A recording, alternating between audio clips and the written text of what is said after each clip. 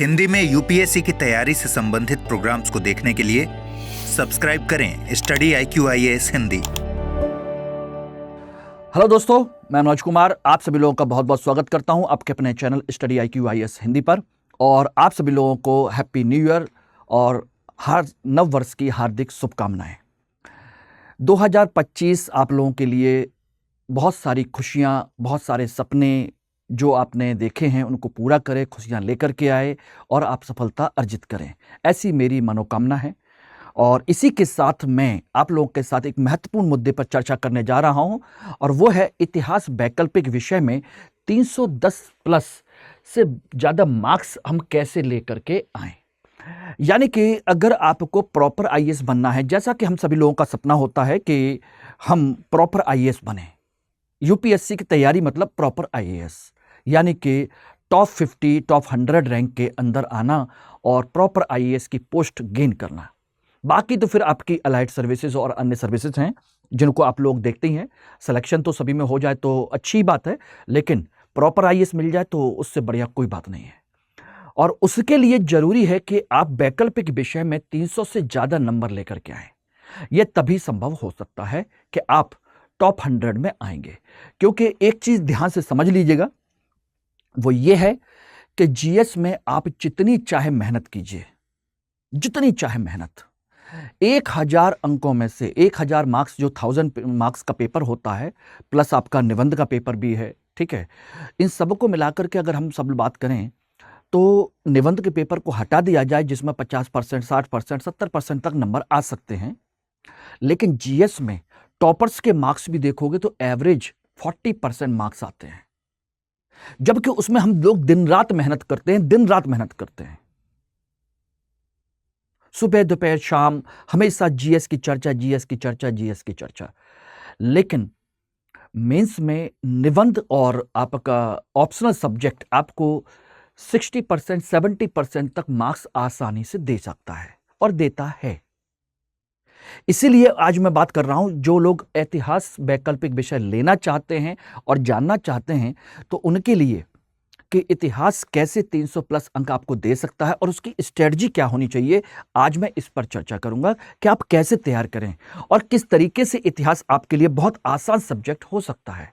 ठीक है, तो चलिए इसको हम शुरू करते हैं। और इसमें सबसे पहले अगर हम बात करें तो एक चीज ध्यान रखिएगा, हिस्ट्री ऑप्शनल यानी कि इतिहास वैकल्पिक विषय,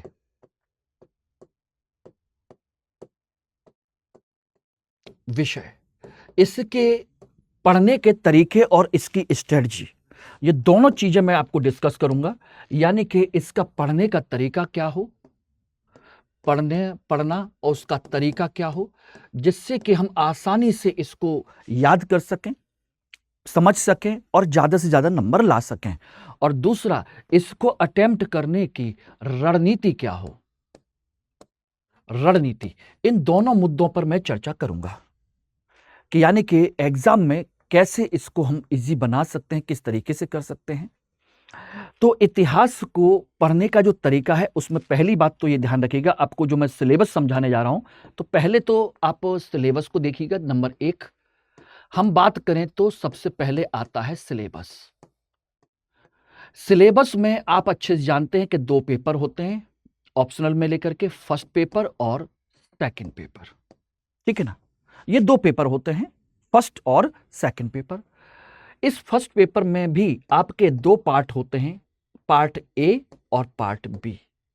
उसी तरीके से सेकंड पेपर में भी 2 पार्ट होते हैं, पार्ट A और पार्ट B, ठीक है ना।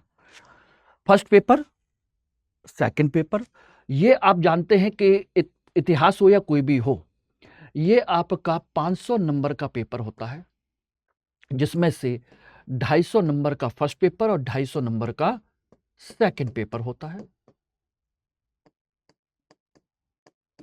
ये बात आप लोग अच्छे से जानते हैं, नहीं जानते तो उनको मैं समझा देता हूं कि भाई इस तरीके से आपकी सारी चीजें होती हैं, ठीक है ना। अब इसमें करना क्या होता है कि इनमें से आपके टोटल 8 प्रश्न आते हैं। फर्स्ट पेपर में 8 प्रश्न, उनमें से आपको 5 करने होते हैं, 5 करने होते हैं। उसी तरीके से सेकंड पेपर में भी 8 प्रश्न होते हैं और उनमें से हमको 5 करने होते हैं। ये रहे। अब वो कैसे करने हैं, कहां से करने हैं, वो मैं आपको बाद में चर्चा करूंगा। पहले सिलेबस को समझ लेते हैं, ठीक है ना। तो इसका मतलब हमारे पास चॉइस है।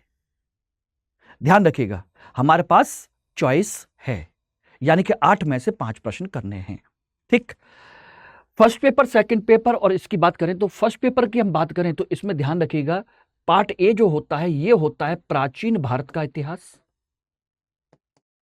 प्राचीन भारत। ये होता है आपका मध्यकालीन भारत, भारत का इतिहास। ये आधुनिक भारत का इतिहास होता है,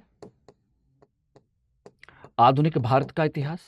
और ये जो पोर्शन होता है ये होता है आपका आधुनिक विश्व का इतिहास, विश्व का इतिहास। इस तरीके से 4 पार्ट हैं, यानी कि भारतीय इतिहास भी इसमें शामिल है और आपका वर्ल्ड हिस्ट्री यानी कि विश्व इतिहास भी शामिल है। लेकिन विश्व इतिहास कौन सा वाला? आधुनिक विश्व इतिहास, यानी कि 1455 के बाद का इतिहास। यानी कि 1455, 53, 54, 55 क्यों? क्योंकि उस समय आपके तुर्की लोगों ने, मुस्लिम शासकों ने कुस्तुनतुनिया पर, यानी कि जो रोमन साम्राज्य की राजधानी हुआ करती थी, उस पर कब्जा कर लिया और यूरोपीय लोगों के भारत की तरफ आने के स्थल मार्ग को बंद कर दिया, यानी कि एशिया की तरफ उनके आने के रास्ते को बंद कर दिया। और उसके बाद वहां पर हुआ, यूरोप में हुआ पुनर्जागरण, और पुनर्जागरण के बाद यूरोप पूरी तरह से बदल गया। और उसके बाद भारत की खोज हुई, नए रास्तों की खोज हुई, और फिर वहां से हम जो यूरोप में जो कुछ परिवर्तित हुआ है उसको हम पढ़ते हैं आधुनिक विश्व इतिहास के तौर पर। बाकी आपका पूरा का पूरा ये आपका भारत का इतिहास है। तो ये 3 जो पोर्शन हैं ये भारत के इतिहास के हैं और एक जो पोर्शन है ये आपके विश्व इतिहास का है। अब कहोगे कि सर ये तो हम लोग जानते हैं, जानते होंगे, अच्छी बात है, लेकिन यहीं से हमारी स्ट्रेटजी और पढ़ने का तरीका निकल करके सामने आएगा। लेकिन एक चीज जहां पर दोनों में आपको ध्यान देने की जरूरत है वो ये है कि ये जो सेकंड पेपर है इसको दोनों को देखेंगे तो ये है आपका आधुनिक इतिहास, जिसमें भारत का इतिहास भी है और विश्व का इतिहास भी है। आधुनिक इतिहास। और यह है आपका प्राचीन और मध्यकालीन भारत का इतिहास। ये 2 पोर्शन है। बस यहीं पर आपको थोड़ा सा समझने का तरीका विकसित करना है कि पढ़ने का आसान तरीका क्या हो। और ये देखिए, इस तरह के मैं वीडियोस समय समय पर आप लोगों को उपलब्ध कराता ही हूं, जिससे कि आप लोगों को सही तरीके से पढ़ने की जानकारी मिल सके। लोग कहते हैं ना कि इतिहास बहुत कठिन है, इतिहास बहुत जटिल है, उसमें बहुत सारे फैक्ट्स हैं, कंसेप्ट है नहीं, ठीक है ना, कितना याद करेंगे, किस तरीके से याद करेंगे। माय डियर, ऐसा नहीं है। इतिहास बहुत ही कॉन्सेप्चुअल है। फैक्चुअल तो देखिए हर सब्जेक्ट है, चाहे ज्योग्राफी हो, पॉलिटी हो, इकोनॉमी हो, साइंस हो, हर चीज फैक्चुअल है। अब दिमाग ये कहता है कि आप किस पर फोकस करते हैं, और यूपीएससी कभी भी फैक्चुअल पोर्शन को अपने एग्जाम में शामिल नहीं करती। क्यों? क्योंकि आप आईएएस अधिकारी बनने जा रहे हैं, और आईएएस अधिकारी बनने का मतलब होता है कि आप पॉलिसी मेकिंग का काम करेंगे, सरकार के लिए अच्छी रणनीतियां बनाएंगे, अच्छे प्लान बनाएंगे और उनको एग्जीक्यूट करेंगे। तो आपको फैक्ट्स का कोई मतलब ही नहीं बनता, और इसका मतलब हुआ कि आप क्लर्क बनने नहीं जा रहे हैं। क्लर्क का काम होता है फैक्चुअल चीजों को याद रखना और अपने अधिकारी की सहायता करना। तो वो आपका काम नहीं है, आपका काम है नीतियां बनाना। और नीतियां बनाना तभी संभव हो सकता है जब आपके पास बहुत सारी चीजें हों और उनका विश्लेषण कर सके। तो आपको विश्लेषण ही करना है, चाहे जीएस के मामले में हो, चाहे ऑप्शनल सब्जेक्ट के मामले में हो। वही चीज आपको यहां पर भी ध्यान देनी है। तो यहां पर अब ध्यान दीजिएगा, तो पढ़ने का तरीका जो मैं बता रहा हूं, देखिए, प्राचीन भारत का इतिहास या मध्यकालीन भारत का इतिहास, ये दोनों भारत का इतिहास है। इनको पढ़ने का एक तरीका है कि इनको आप सेगमेंट में डिवाइड करके नहीं, बल्कि एक क्रम से समझने की कोशिश करिए। ये आप अच्छे से जानते हैं। प्राचीन भारत का इतिहास यानी कि इसके सिलेबस को अगर हम देखें तो आप सबसे पहले पाषाण काल देखते हैं, पाषाण काल। फिर आप देखते हैं सिंधु सभ्यता देखते हैं, फिर आप वैदिक काल देखते हैं, ठीक है ना। फिर आप महाजनपद देखते हैं, फिर आप इसमें देखते हैं तो बुद्ध युग मौर्य काल देखते हैं, उसके बाद मौर्योत्तर काल देखते हैं,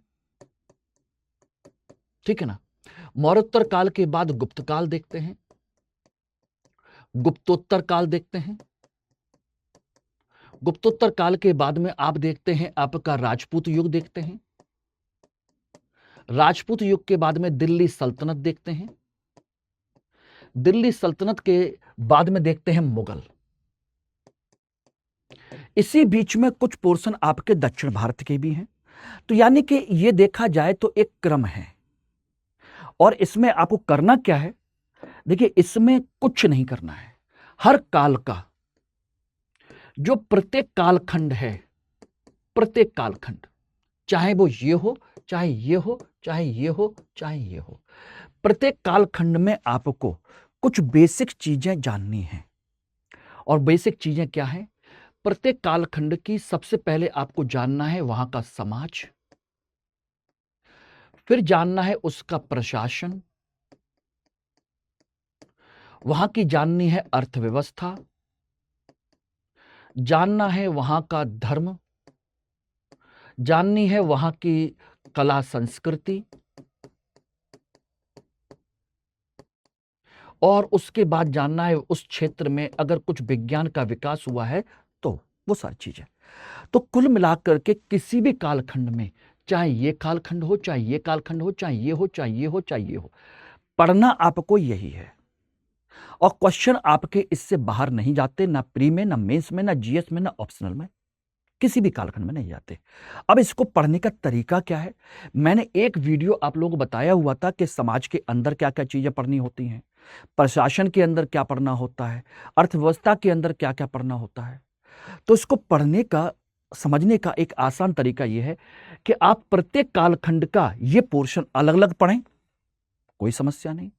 या फिर आप समाज को, इस कालखंड में समाज देखिए, इसी समाज को आप यहां देखिए, इसी समाज को यहां देखिए, इसी समाज को यहां देखिए, यहां देखिए, यहां देखिए। यानी कि समाज में होने वाले परिवर्तनों को समझने की कोशिश कीजिए। इतिहास क्या है? आज से पहले हुई सभी घटनाओं का संग्रह है, और वो भी क्रमवार संग्रह है, ठीक है ना। लेकिन अलग अलग कालखंड में समाज में कौन कौन सी घटनाएं घटित हुई उनको जानना है कि भाई कौन सी घटना कब घटित हुई, कौन सी नई चीज जुड़ी, कौन सी नई चीज नहीं जुड़ी, इसको जानना है, ठीक है ना। दूसरी बात, अगर किसी भी कालखंड में समाज में या अर्थव्यवस्था में या प्रशासन में या कला संस्कृति में या विज्ञान में, किसी भी क्षेत्र में अगर कुछ भी नया घटित हुआ है तो उसके पीछे कारण क्या है, या उसमें कोई परिवर्तन हुआ है तो उसमें अंतर को जानना है। तो यानी कि एक तो हमें यह जानना है कि इनकी सभी की मूलभूत बातें जाननी है, सभी की, प्रत्येक कालखंड की मूलभूत बातें क्या है, मूलभूत बातें क्या है, यानी की पॉइंट्स क्या क्या हैं उसके, नंबर एक। दूसरा, अगर उसमें कोई परिवर्तन हुआ है, किसी कालखंड में किसी भी घटना में परिवर्तन हुआ है तो परिवर्तन के कारण जानने हैं। एक परिवर्तन जानना है, दूसरा उसका क्या जानना है, उसका कारण, कि आखिर समाज में यह परिवर्तन हुआ तो क्यों हुआ। अब जैसे मैं कहूं कि सिंधु घाटी सभ्यता में समाज बड़ा अच्छा था, सभ्य था, इसमें हिंसा के या युद्ध के कोई निशान नहीं मिलते क्योंकि ये शांति प्रिय लोग थे। लेकिन वैदिक काल में आकर के लोगों का जो समाज है वो युद्धग्रस्त हो गया, पित्त सत्तात्मक हो गया, संघर्षशील हो गया। अब बात आती है कि आखिर ये बदलाव क्यों है? क्योंकि सिंधु सभ्यता के लोग कहां रहते हैं? शहर में। उनका काम क्या है? व्यापार वाणिज्य करना, कृषि करना, व्यापार वाणिज्य करना, देश विदेश में अपनी वस्तुओं को बेचना। और जो व्यापार करेगा वो संघर्ष या हिंसा या तलवार लेकर के व्यापार नहीं कर सकता। व्यापार करने के लिए साम्राज्य में, आपके में शांति चाहिए, और शांति तभी हो सकती है जब हिंसा को त्याग दिया जाए और स्त्री पुरुष मिल करके उस समाज का निर्माण करें जिनकी सोच अच्छी हो, बृहत हो। और वैदिक काल, चूंकि यहाँ के लोग जंगल में निवास करते हैं, गायों को पालते हैं, घोड़ों को दौड़ाते हैं, रथों को देखते हैं, ठीक है ना, और उसके माध्यम से अपनी अपनी गायों के कबीलों की रक्षा करने की कोशिश करते हैं। तो इसका मतलब कबीलों की दूसरे कबीलों से लड़ाई होती है, संघर्ष होता है। तो जहां लड़ाई है, झगड़े हैं, संघर्ष है, वहां व्यापार नहीं हो सकता। और जो कबीले हैं वो शहर में नहीं बस सकते, वो गांव में हैं, ठीक है ना। और जहां संघर्ष होगा वहां स्त्री की प्रधानता नहीं होगी, वहां पुरुष की प्रधानता होगी, क्योंकि पुरुष ही संघर्ष में लड़ सकता है, झगड़ सकता है। बात समझ गए नहीं? तो इस तरीके से भी चीजों को समझना है, जानना है।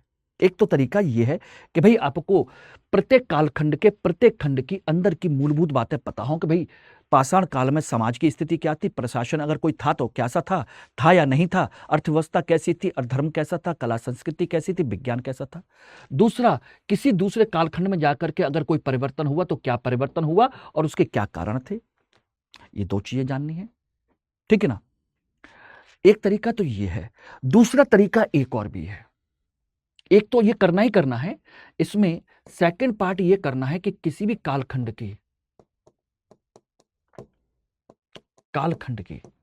इतिहास को पढ़ने का सबसे अच्छा तरीका है उसकी कहानी को याद करना, कहानी पढ़ना या याद करना। और अगर आपके दिमाग में कहानी है तो अंदर के होने वाली चीजों को रट्टा मारने की जरूरत नहीं पड़ेगी। तो कोशिश यह करनी है कि इतिहास को, वैसे भी इतिहास देखा जाए तो कहानियां ही तो हैं, लेकिन अगर उस समय की समाज के, प्रशासन की, अर्थव्यवस्था की, इन सब चीजों के बारे में फैक्चुअल इंफॉर्मेशन ना ढूंढ करके अगर हम उस कालखंड की कहानी को अगर दिमाग में सेट कर लें तो बहुत सारी चीजें, 60, 70, 80% चीजें तो आपको ऐसे याद हो जाएंगी। और कहानी याद होगी तो समझ लीजिए उसका कंसेप्ट भी याद हो जाएगा। क्या हो जाएगा? कंसेप्ट भी पूरी तरीके से क्लियर हो जाएगा कहानी से। अब मैं जैसे कहूं कि चलिए भाई पाषाण काल में है, तो पाषाण काल के 3 कालखंड हम लोग देखते हैं, पुरापाषाण काल, मध्य पाषाण काल, नवपाषाण काल। अब किताबों में, हर किताब में कहानी हो ये जरूरी नहीं है, लेकिन अगर आप कहानी पढ़ सकें तो इमेजिन कीजिए कि जंगल में बहुत सारे बानर हैं, बानर की प्रजातियां हैं, और उन्हीं बानरों में से एक प्रजाति पेड़ पौधों से उतर करके जमीन पर नीचे आकर खड़ी हो जाती है। क्योंकि वो पेड़ों पर रहते थे, चारों पैरों से रहते थे, 4 हाथ पैर हैं उनके दोनों, उनसे रहते थे, और जमीन पर आकर के वो, क्योंकि जानवर हैं शुरू से हमेशा 4 पैरों पर रहे, तो नेचुरल सी बात है वो 4 हाथों पैरों से चलेंगे। तो पहली बार वो बानर नीचे उतर करके आए, जंगल से बाहर निकले, और बाहर निकले तो धीरे धीरे उन्होंने सीधा खड़ा होने की प्रवृत्ति अपनी डेवलप की। पेड़ पौधों पर रहते थे, फल फूल खाते थे आराम से। अब नीचे आए हैं तो अन्य जानवर भी हैं, संघर्ष भी है, हर तरह की कहानी है।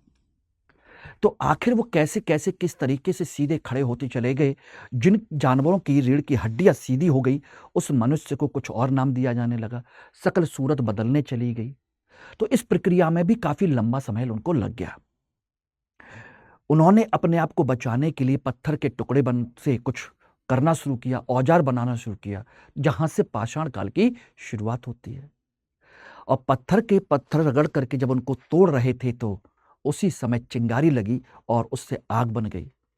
हालांकि इस्तेमाल करना नहीं सीखा।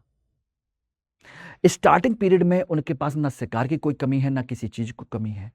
पेड़ों पर जाकर के वापस रह नहीं सकते, कुछ लोग रह सकते हैं तो रहते भी हैं, लेकिन अपने उनको चाहिए क्या? खुले मैदान में क्या चाहिए उनको? ऐसी जगह जहां पर वो समय समय पर हर आधा घंटे में 1 घंटे में पानी पी सके। तो स्वाभाविक सी बात है नदी घाटी के आसपास ही रहेंगे।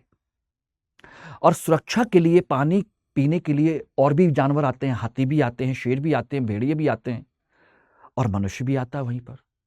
तो अपनी रक्षा करने के लिए वो इंसान कहाँ जाएगा रहने के लिए?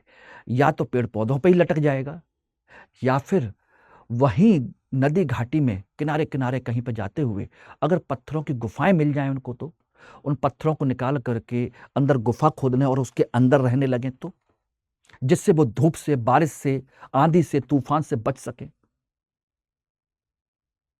और अपने आप को जिंदा रखने के लिए वो जंगली कंदमूल, फल फूल भी खाता है और जंगली जानवरों को मार करके भी खाता है। तो शाकाहारी भी बन जाता है, मांसाहारी भी बन जाता है। और शिकार करता है तो किससे करेगा? अकेला करेगा या सामूहिक रूप से करेगा? अकेला करेगा तो अकेला भी कर सकता है, और अगर लगा तो उसके साथ के जो लोग हैं वो भी मिलकर के उस शिकार को हेल्प कर सकते हैं मारने में, अगर कोई बड़ा जानवर है तो। और इसी तरह की चीजें खाली बैठ करके वो पत्थर की दीवारों पर, गुफाओं में क्या बनाता है? बेहतरीन चित्र बनाता है कि वो क्या करता है पूरे दिन। अब उनके साथ में महिलाएं भी हैं, पुरुष भी हैं, बच्चे भी हैं, बूढ़े भी हैं, तो सभी गुफा के अंदर रहते हैं। और दिन भर काम क्या है? कौन सा उनको आईएएस की तैयारी करनी है? कोई आईएएस की तैयारी नहीं है।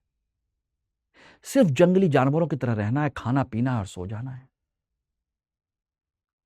तो इस तरीके की कहानी अगर आप लोग किसी भी कालखंड की हो, दिमाग में सेट कर लें, हर कालखंड की एक कहानी, और कहानी में उस समय का समाज, उस समय के प्रशासन, उस समय की उनकी आर्थिक गतिविधियां, तो लगभग मोटी मोटी 50-60% बहुत सारी चीजें इस कहानी के अंदर ही आ जाती हैं, इसी कहानी के अंदर।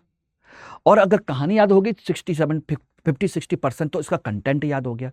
बाकी बचा हुआ अगर आप इसका सिनॉप्सिस बना लेंगे तो बाकी चीजें भी याद हो जाएंगी। आपको रट्टा नहीं मारना पड़ेगा, बिल्कुल रट्टा मारने की जरूरत नहीं है। किसी भी कालखंड का हो, चाहे महाजनपद की कहानी हो, चाहे राजपूत काल की कहानी हो, चाहे दिल्ली सल्तनत की कहानी हो, कि आखिर क्या हुआ, क्यों आया कुतुबुद्दीन ऐबक, क्या ऐसा हुआ था उसने कि यहीं पर वो रह गया, क्यों उसने यहां पर सत्ता काबिज कर लिया, और कैसे उसने यहाँ के समाज में परिवर्तन किया, कैसे उसने प्रशासन में परिवर्तन किया कि नहीं किया, और फिर इल्तुतमिश कौन था, कैसे आया, क्यों शासक बना। अगर इसकी कहानी दिमाग में हो तो मैं डेफिनेटली कहता हूं कि आपको इतिहास बहुत आसान लगेगा। बस यही है कि हर कहानी किताब में नहीं लिखी है, लेकिन हर कहानी आपको क्लास में मिल सकती है, मेरे साथ मिल सकती है। अगर आप चाहेंगे तो मेरे साथ भी जुड़ सकते हैं। और ये बात मेरे पेड बैच के बच्चों से पूछिएगा जो ऑप्शनल पढ़ रहे हैं, कि मैं पहले काम क्या करता हूं कि 2-2.5 घंटे 3 घंटे की जो क्लास होती है उसमें आधा घंटा, 1 घंटा, पौन घंटा पहले मैं पूरे के पूरे चैप्टर की एक कहानी उनको बताता हूं। और जब कहानी उनको क्रम से याद हो जाती है, समझ में आ जाती है कि हाँ ये है, फिर उसके पॉइंट फॉर्म, सारे के सारे पॉइंट फॉर्म में सारा का सारा लिखाते चले जाइए, सब कुछ उनको याद आ जाता है। यानी कि उनको एक ही क्लास में सारी चीजें याद हो जाती हैं। उनको अलग से रट्टा मारने की जरूरत नहीं पड़ती, अलग से मंगनी करने की जरूरत नहीं पड़ती, और कंसेप्ट क्लियर हो जाते कि हाँ इसके पीछे ये हुआ था। और कहानी याद है तो एग्जामिनेशन हॉल में क्वेश्चन किसी भी तरीके से, किसी भी एंगल से घुमा फिरा के पूछ लिया जाए, कंटेंट तो यही होगा, कहानी से ही बनेगा ना कंटेंट, और कहानी से ही क्वेश्चन बनेगा। और इतिहास है तो कहानी है तो आसान है, तो आप ये कर सकते हैं। तो इन दोनों के कॉम्बिनेशन को मिलाइए, आपका प्रश्न पूरा तैयार है। लेकिन यह कंसेप्ट आपका प्राचीन काल में भी होगा, मध्यकाल में भी होगा, आधुनिक काल में भी यही कंसेप्ट होता है, क्योंकि उसकी भी कहानी यही है। हर एक सेगमेंट की कहानी है कि आखिर क्या हुआ था, British east India company Bharat में क्यों आई, कैसे जीती, अन्य कंपनियां क्यों नहीं जीत पाई, वो क्यों जीत गई, किस तरीके से जीत गई, ये सारी चीजें हमको जानना है और समझना है, हर चीज को। और बहुत आसान है करना, ठीक है। तो ये क्लियर हो गया।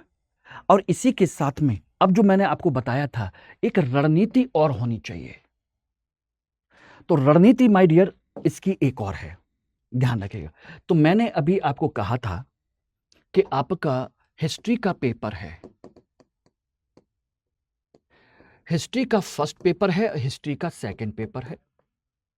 और मैंने फर्स्ट पेपर में बताया था कि इसका पार्ट ए है एंशिएंट इंडिया, पार्ट बी है मिडिवल इंडिया, इसका पार्ट ए है मॉडर्न इंडिया, और इसका पार्ट बी है मॉडर्न वर्ल्ड हिस्ट्री, दोनों हैं। इसमें कंडीशन यह है कि इसमें 1 2 3 4 5 6 7 8 ये 8 प्रश्न होते हैं, जिनमें से आपको 5 करने हैं। ठीक है, अब बताइए आप लोगों को आसान क्या लगता है, एंशियंट या मिडेवल? तो स्वाभाविक सी बात है कि भारत के लोग हैं, भारतीय संस्कृति से ज्यादा परिचित हैं, तो स्वाभाविक सी बात है प्राचीन भारत हम सबको ज्यादा अच्छा लगता है। मतलब सिंपल सा है, कोई प्रॉब्लम है नहीं। तो इसीलिए कंडीशन क्या होती है कि पार्ट ए और पार्ट बी में से जो कहा गया वो ये है कि या तो इस खंड से 3 क्वेश्चन कीजिए या इस खंड से 3 क्वेश्चन कीजिए। करने हैं दोनों में से 3 और 2 के रेशियो में से। यानी कि इसका मतलब यह है कि अगर 3 यहां से करते हैं तो 2 प्रश्न यहां से करेंगे, या अगर 2 यहां से करते हैं तो 3 यहां से करेंगे। ये एक कॉम्बिनेशन है इसका, ठीक है ना? ये कंडीशन है। सेम कंडीशन आपकी यहां पर भी है, 3 यहां से 2 यहां से, या फिर 2 यहां से और 3 यहां से, इस तरीके से ये रहे, ये कंसेप्ट है। तो जो सबको आसान लगता है और जिसका नोट्स, जिसका कंटेंट सब जगह मौजूद है, वहां पर आप नया कुछ अच्छा कर सकते हो क्या? बताइए। एग्जामिनर को इंप्रेस करने के लिए आप क्या कर सकते हो ऐसा जो एग्जामिनर आपको देखकर लगे कि हां आपने रियली में अलग से मेहनत की है? तो उसके लिए जो मेरा कंसेप्ट है वो ये है, सेकंड वाला, यहां पर भी और यहां पर भी। मैं हमेशा इस बात पर फोकस करता हूं कि भाई जो सबके लिए आसान है वो आपके लिए भी आसान है, लेकिन जो सबके लिए आसान है उसको आप करेंगे तो आप अपने आप को अलग कैसे दिखा पाएंगे? तो कोशिश हमको ये करनी है कि हम 3 क्वेश्चन हम यहां से करेंगे। उसी तरीके से विश्व इतिहास लोगों के लिए टफ होता है, जबकि मॉडर्न इंडिया सबके लिए आसान है। नया क्या करोगे? एग्जामिनर को कैसे इंप्रेस करोगे? और एग्जामिनर को इंप्रेस किए बिना 300 से ऊपर नंबर लाना आसान नहीं है। अगर आप इसको गेम खेलते हो तो 50% के आसपास नंबर आएंगे, और इस गेम को खेलते हो तो आपके 40% भी आ सकते हैं और 70% भी आ सकते हैं। ये रिस्क है थोड़ा सा, लेकिन बिना रिस्क के क्या दुनिया का सृजन होता है? कुछ सोचिएगा, क्या बिना रिस्क के दुनिया का सृजन होता है? अब कहोगे ऐसे सर दुनिया का सृजन का मतलब क्या है? अगर एक महिला को, एक लड़की को, एक स्त्री को यह पता चल जाए कि उसको बच्चे के जन्म देते समय उसकी मृत्यु हो सकती है, तो क्या वो बच्चे को जन्म देगी? जबकि उसे पता चल जाए कि इतना भयंकर दर्द होता है जिसको आसान, मतलब जिसको बर्दाश्त करना पुरुष के बस की बात नहीं है, ये कहा जाता है। क्या एक महिला जन्म देगी? वो फिर भी करती है, रिस्क लेती है, क्योंकि उसके पास सृजनात्मक शक्ति है। वो रिस्क लेती है और रिस्क लेने के बाद जो रिजल्ट आता है वो चारों तरफ खुशियां भी बिखेर सकता है। तो वही चीज, बिना रिस्क के तो बेटा जिंदगी में कुछ नहीं है। रिस्क आपने आईएएस बनने का लेकर के पहले ही तय कर लिया है कि आप अपनी जिंदगी में रिस्क ले चुके हैं, आईएएस बनना है, ये अपने आप में रिस्क है। तो थोड़ा सा रिस्क और सही कि 70% के लिए हम रिस्क कैसे करेंगे? तो उसके लिए यही है कि हम 3 क्वेश्चन यहां से, मिडिवल इंडिया से जो हर कोई नहीं करना चाहता, और 3 क्वेश्चन हम यहां से इस वाले पोर्शन में वर्ल्ड हिस्ट्री से कोई करना नहीं चाहता। अब इसके पीछे एक रणनीति भी है, ऐसे ही नहीं मैंने बताया, और यही मेरी रणनीति भी रही थी जिसकी वजह से मैंने इतने परसेंट मार्क्स गेन किए, 61% अपने समय में। देखिए, इसमें पहला क्वेश्चन होता है मैप का, और ये होता है शॉर्ट नोट। यहां पर भी 1 2 3 4 5 6 7 8 ये क्वेश्चन और ये क्वेश्चन, ये होते हैं शॉर्ट नोट,